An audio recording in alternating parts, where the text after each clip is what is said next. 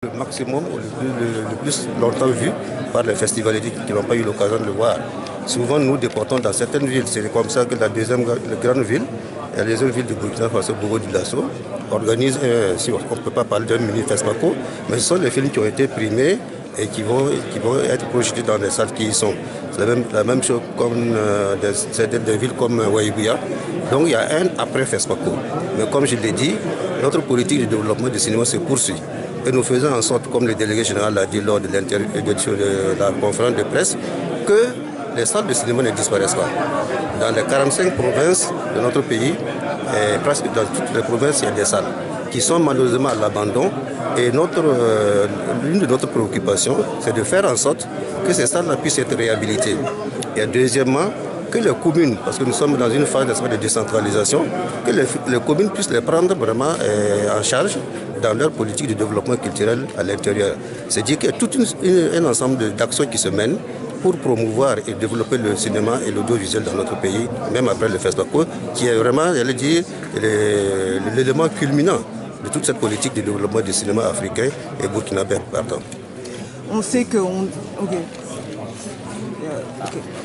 On sait qu'il y a eu quelques événements qui ont touché le Burkina Faso l'année dernière. Est-ce que ce FESPACO va être le FESPACO de la rupture ou de la continuité? Ah oui, il faut que le FESPACO soit le FESPACO de la rupture.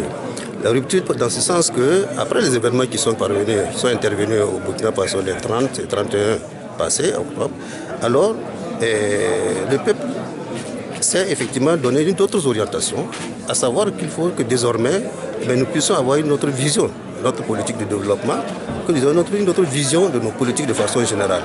Et je crois que ça a fait tache d'huile également dans l'engouement que nous avons remarqué dans la participation des films à ce FESPACO-là.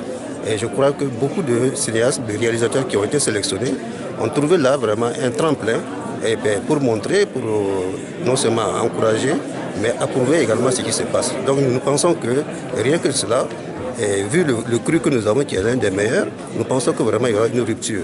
Et que ces événements qui sont arrivés, ce nouvel esprit qui se développe, permettent que ce ne soit pas seulement cette 24e édition, mais que d'édition en édition, vraiment, la rupture se marque et qu'il y ait vraiment, j'allais dire, donc, une amélioration de nos productions à chaque édition.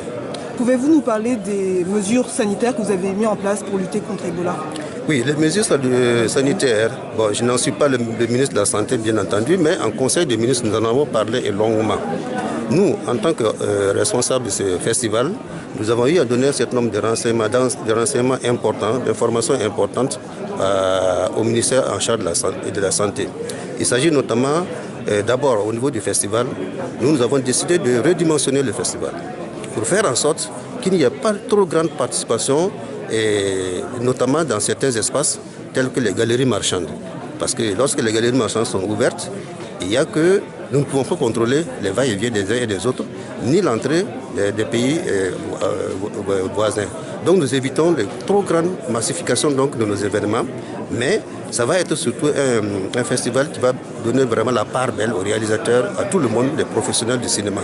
Et ce qui ne veut pas dire que l'aspect festif ne va pas exister. Parce que le FESPACO, sans cet aspect festif, est presque amputé, n'est-ce pas, d'un aspect important.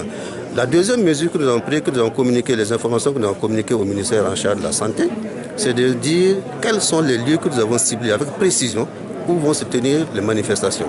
C'est de leur dire quelle est la provenance, par exemple, de tous les réalisateurs, tous les cinéastes, pour qu'ils sachent exactement qui vient et d'où ils viennent. C'est de leur dire également quels sont les lieux de restauration que nous avons retenus pour nos invités, quels sont les lieux d'hébergement que nous avons retenus pour nos festivaliers, pour qu'ils prennent des mesures.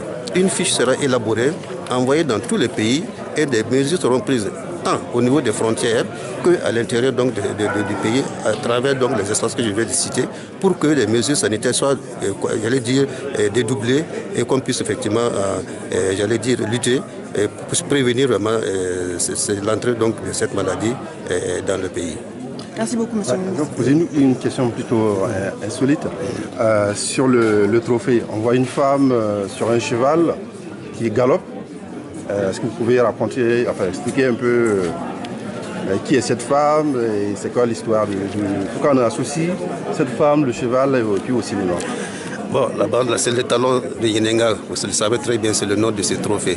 Et Yenenga était la fille d'un Mourunaba, d'un chef traditionnel Mossi, qui était vraiment rompu à la chose, n'est-ce pas, guerrière. Et qui avait pour cela d'ailleurs refusé de se marier. Et était tout le temps, n'est-ce pas, avec les hommes, n'est-ce pas, dans la conquête, dans les différentes conquêtes.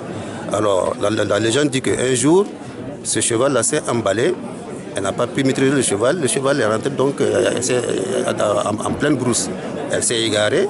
Et dans cet égarement, elle est tombée, n'est-ce pas, sur un monsieur qui était un chasseur. Et c'est un chasseur aussi qui était solitaire.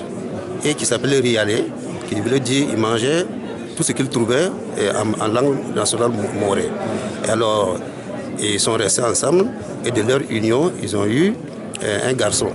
Et lorsqu'ils ont eu ce garçon, ils l'ont surnommé Cheval Mâle, Ouedraogo. Et donc, voilà, grosso modo, j'allais dire l'histoire de Yenenga. Et aujourd'hui, c'est vraiment le symbole donc, de notre trophée qui associe vraiment, j'allais dire, la bravoure, la combativité de cette dame au cheval.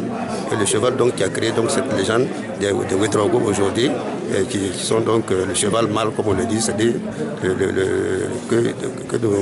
nous avons pris vraiment comme le symbole de notre... C'est un hommage à la femme. Un hommage à la femme. Je crois que c'est un hommage à la femme et c'est très important.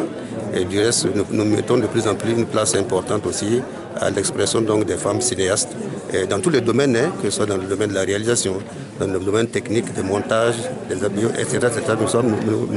Nous mettons beaucoup un accent là-dessus. Malheureusement, nous avons l'impression qu'il n'y a plus beaucoup de techniciennes qui s'adonnent aux techniques du cinéma. Et je crois que nos écoles de formation vont mettre l'accent vraiment pour permettre aux femmes de se former techniquement. Moi, j'avais justement